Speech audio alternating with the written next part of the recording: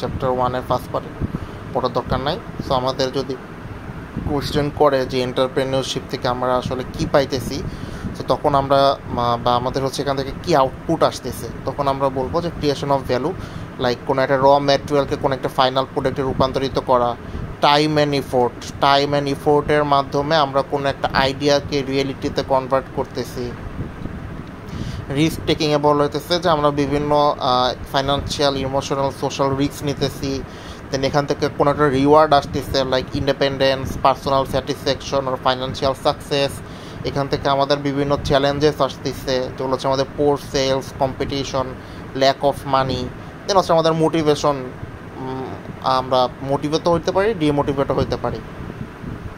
তো আমাদের একজন এন্টারপ্রেনিয়র যে তার ডিসিশন প্রসেসটা কীরকম হয়, ফার্স্ট অফ অল হচ্ছে কালচারাল অ্যান্ড সাবকালচারাল ইনফ্লুয়েন্স। সে যেই কালচারে বড় হয়েছে সেই কালচারে হইতেছে তার একটা ডিরেক্ট অ্যান্ড ইনডিরেক্ট ইনফ্লুয়েন্স থাকে, একটা হাত থাকে যে সে আসলে ব্যবসা করতে পারবে কি পারবে না। দেন হচ্ছে ফ্যামিলি ব্যাকগ্রাউন্ড। সো সে যে ফ্যামিলি থেকে বিলং করে সেটা কি বিজনেস ব্যাকগ্রাউন্ডের অর জব ব্যাকগ্রাউন্ডের, সেটার বড় একটা ইফেক্ট থেকে যায়। দেন হচ্ছে টিচার অ্যান্ড পেয়ার্স, সে কার সাথে কোন টিচার তাকে টিচ করছে, সে টিচার কি এন্টারপ্রেনারশিপের দিকে ফোকাস দিত বেশি নাকি জব সিকিংয়ে ফোকাস দিত বেশি, ফ্রেন্ডরাও কি বিজনেস টাইপের আইডিয়া দিত নাকি জব কীভাবে কি জব ক্র্যাক করা যায় এটা নিয়ে আইডিয়া দিত, এটারও অনেক বড় একটা ইনফ্লুয়েন্স আছে।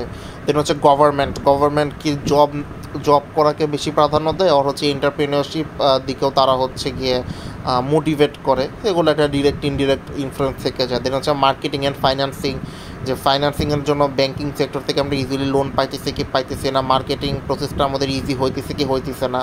দেন একটা কান্ট্রির যে রোল মডেলরা আছে তারা আসলে কি ইনফ্লুয়েন্স করতেছে। তো এগুলা আমাদের হচ্ছে কি একটা এন্টারপ্রেনিয়রশিপে ডিসিশন যে প্রসেসটা আছে সেটাকে হচ্ছে কি আমাদের ইনফ্লুয়েন্স করে। দেন হচ্ছে আমাদের একটা এন্টারপ্রেনিয়রশিপের কী স্কিল দরকার, ফার্স্ট অফ অল হচ্ছে টেকনিক্যাল হচ্ছে কি আমাদের রাইটিং, স্পিকিং, অর্গানাইজিং, টিমওয়ার্ক, এগুলো দরকার। বিজনেস ম্যানেজমেন্টের স্কিলসে আমাদের decision making, marketing, financing, accounting, negotiation, planning, যে এই স্কিলগুলো দরকার। পার্সোনাল এন্টারপ্রেনিয়রাল যে ট্রেড বলে বা স্কিল বলে সেগুলো হচ্ছে আমাদের discipline, risk taking, innovation, persistence, এগুলো। দেন হচ্ছে ethics and social responsibility of entrepreneurs, এটা হচ্ছে মোটামুটি একটু important. So challenges of entrepreneurship, so challenges যেগুলো হইতেছে যে আমাদের যে বিজনেসটা রান করাইতেছি এটা কি ঠিক হচ্ছে কি না, আমাদের মানিটা এথিক্যালি আর্ন হইতেছে কি না, যেন আমরা যে ডিসিশনটা নিচ্ছি এটা কি আমরা এথিক্যাল ডিসিশন নিচ্ছি নাকি নন এথিক্যাল ডিসিশন হয়ে যাচ্ছে। দেন হচ্ছে কালচারাল ইনফ্লুয়েন্স অন এথিক্স, আমাদের কালচারাল লাইক বাংলাদেশের কালচার হচ্ছে আনএথিক্যাল কাজকে বেশি প্রাধান্য দেয়। দেন হচ্ছে বিজনেস এথিক্স, যেগুলো আমরা সেই বিজনেস এথিক্সগুলোকে ফলো করতেছি কি করতেছি না।